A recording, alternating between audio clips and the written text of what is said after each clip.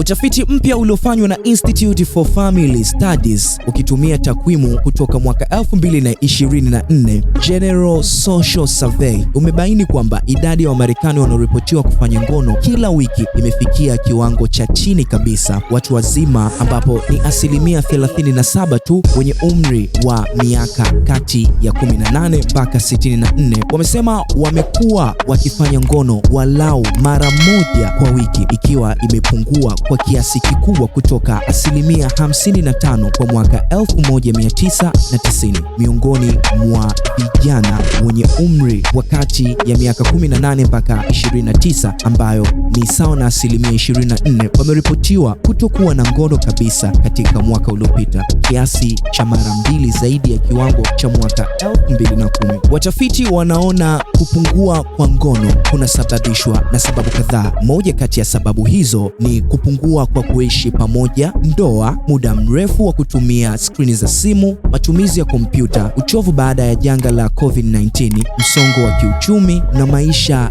ya uchumba yasiyo na shughuli nyingi. Wataalamu wanaonya kwamba kupungua kwa shughuli za ngono kunaweza kuathiri ustawi wa hisia, ukaribu wa kimahusiano na kupunguza msongo wa mawazo. Baadhi ya watoa huduma za kisaikolojia wanapendekeza kurekebisha mahusiano ya uso kwa uso, kupunguza vikwazo kama vile skrini za simu, matumizi ya kompyuta na kuzingatia ngono kama sehemu ya kujitunza binafsi badala ya kuwa kama jukumu pekee.